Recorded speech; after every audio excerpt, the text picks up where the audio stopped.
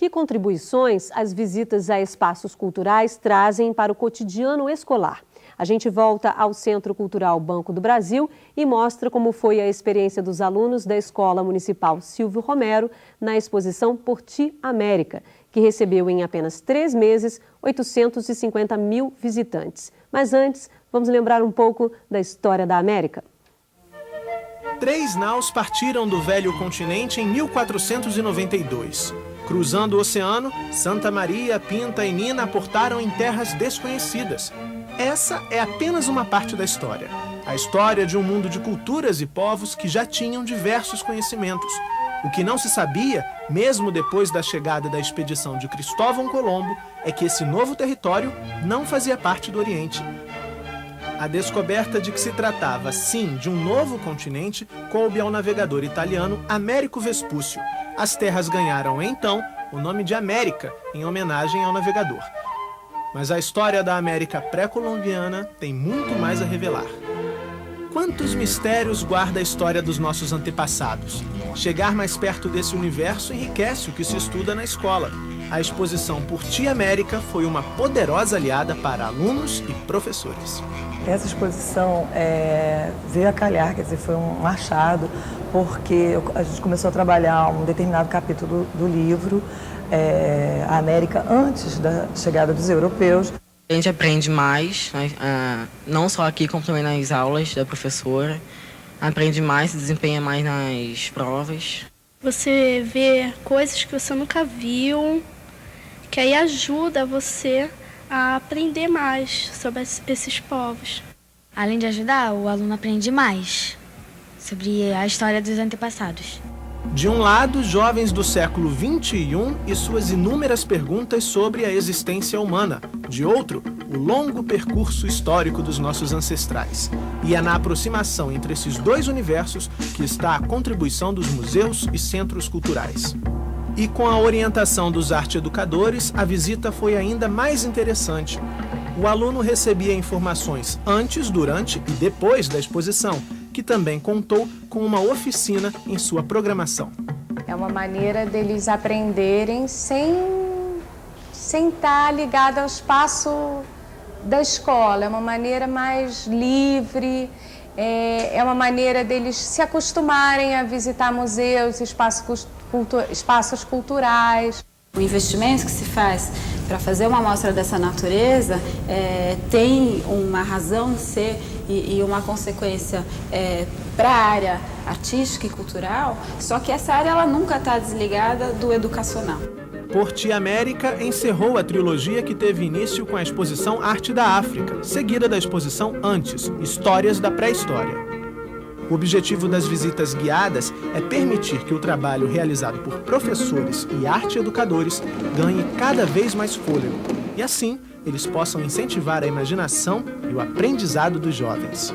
A mudança de ambiente faz com que eles tenham uma curiosidade natural da idade e eles vão conectando o mundo real com o que está nos livros. A exposição tenta trazer ao público as evidências mais claras de sofisticação cultural, intelectual, tecnológica, tudo que pode aproximar o público através da sensibilidade, através da emoção, do verdadeiro valor desse acervo.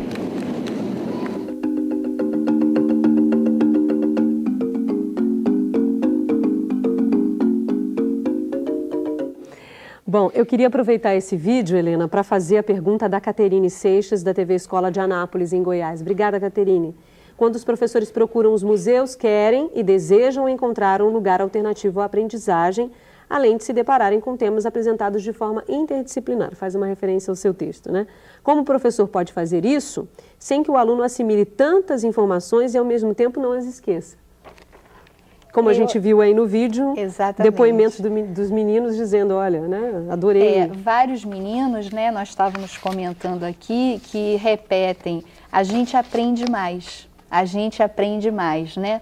Aqui é mais gostoso, a gente aprende mais, porque o espaço do museu, na sua especificidade, ele é um espaço mais informal, interdisciplinar.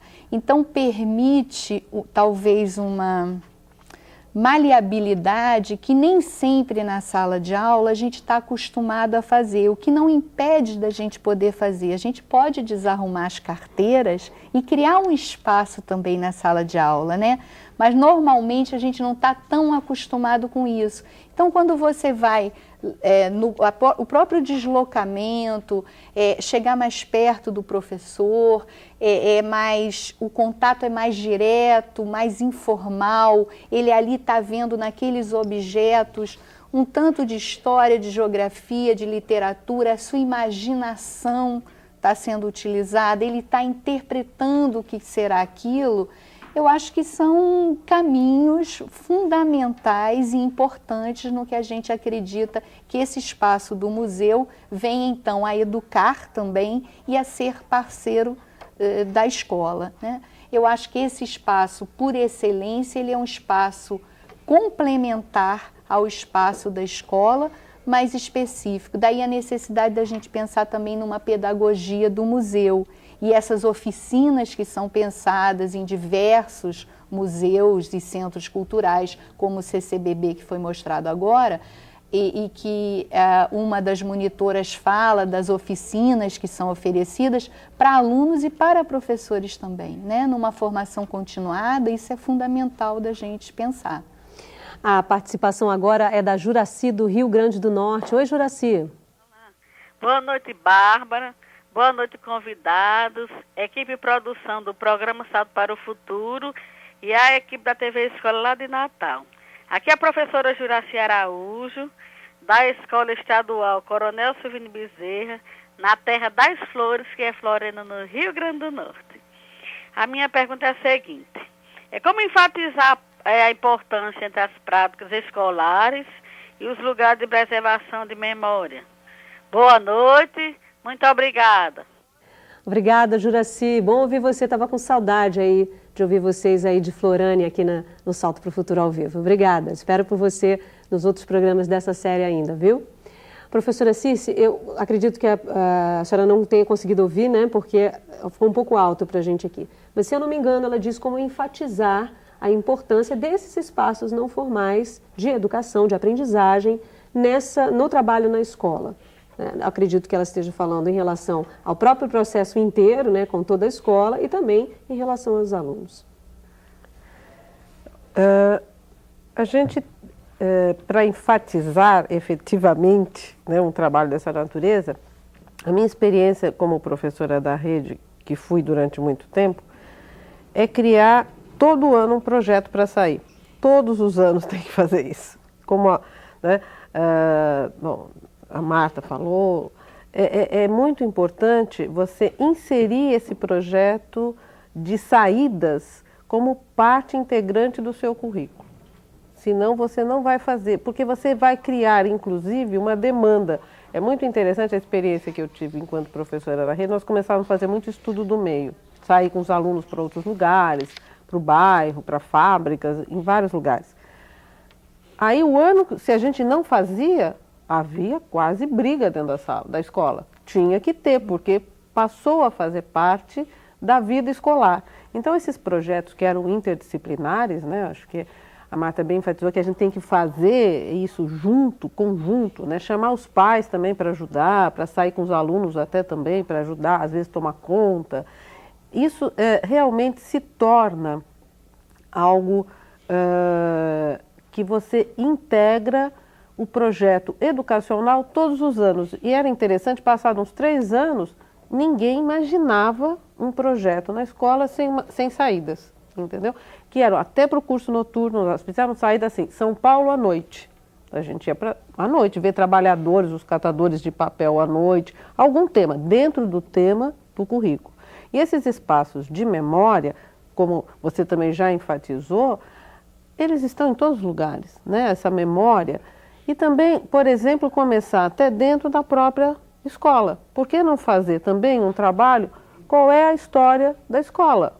Né? As carteiras, fotografias, memória oral de outros professores, de outros alunos que percorreram a escola. Então, você pode traçar um projeto de memória começando dentro da própria escola e indo para espaços externos e se conseguir arranjar dinheiro e ir para outros lugares Falávamos do um Brasil. pouquinho dessa relação entre história e memória, talvez isso fique bem claro para o aluno quando ele entende também, para entender memória, que a escola vai fazer parte da memória dele como sujeito, da vida dele, né?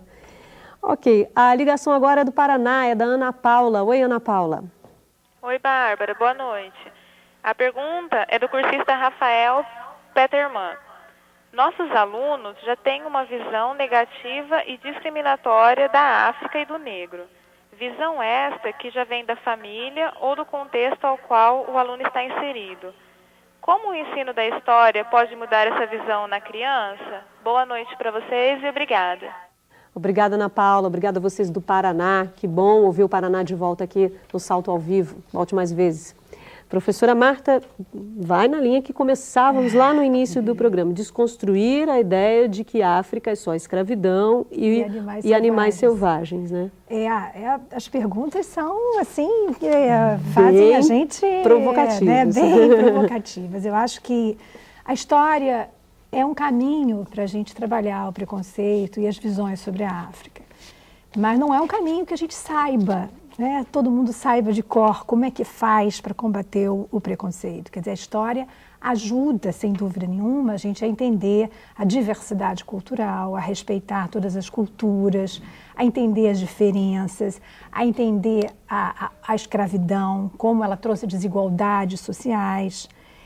Ela também ajuda a entender que nem todos os negros foram escravos, isso é muito importante, dissociar escravidão de descendentes de africanos. Claro que grande parte dos descendentes de africanos foram escravos, mas não só. A experiência dos descendentes de africanos ela é muito mais variada, né? As culturas dessa África, elas são variadas. Eu acho que a história nos dá uma série de caminhos para lutarmos contra o preconceito, contra essas visões preconcebidas. Mas eu como professora de história, que trabalho com isso na faculdade hoje, né, quer dizer, eu formo professores de história e entendo que nesta formação eles também têm que combater o racismo.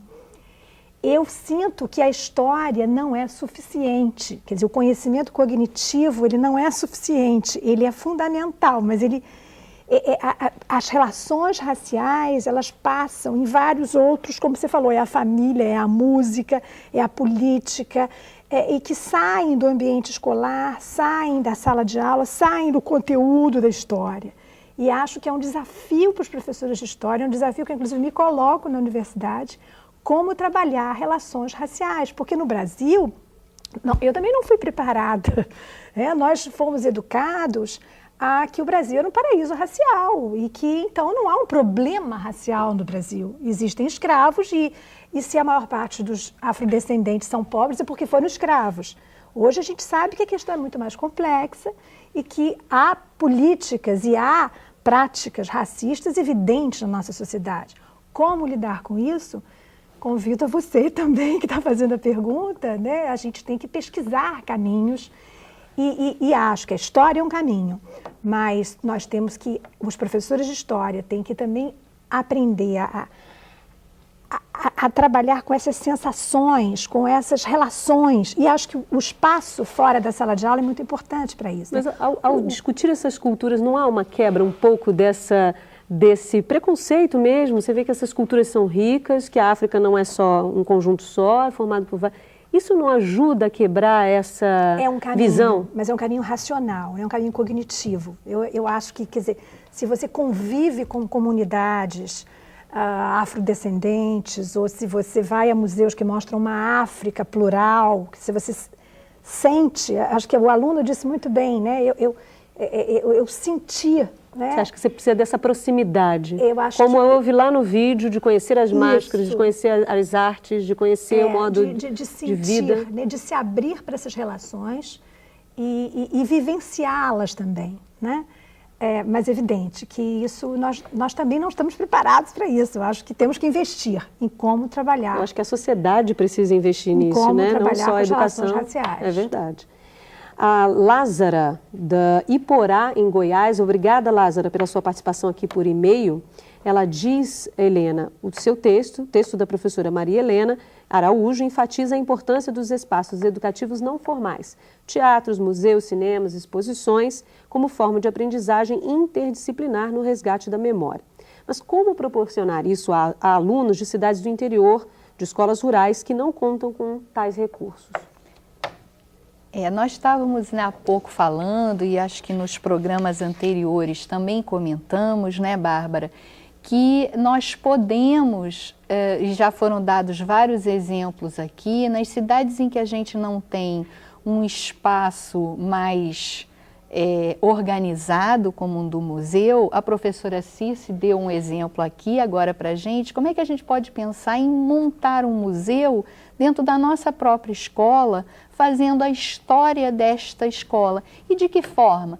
Pedindo aos alunos que os pais que estudaram ali, seus familiares, tragam, quem sabe, o retrato da turma, o retrato do dia da festa da professora, ou se não tem um retrato, uma memória oral, porque se não tem a máquina e o retrato, trazer a mãe que estudou muitas vezes naquela escola, aquela professora velhinha que se aposentou, mas mora na cidade, e entrevistá-los e tentar ir juntando esse material e, quem sabe, transformar um espaço dessa própria escola numa memória da própria escola, como a professora Circe falou. Esse eu acho que seria um exemplo. Você falou, por exemplo, escolas rurais, a memória agrícola daquela região, exato, talvez, exato, né? Entrevistar os trabalhadores, né?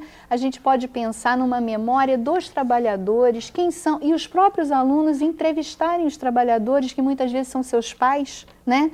O que ele faz, quantas horas ele trabalha, há quanto tempo ele faz aquilo, com que idade ele começou a trabalhar. Como era feita colheitas antes, como é hoje, como era quais o as processo novas técnicas.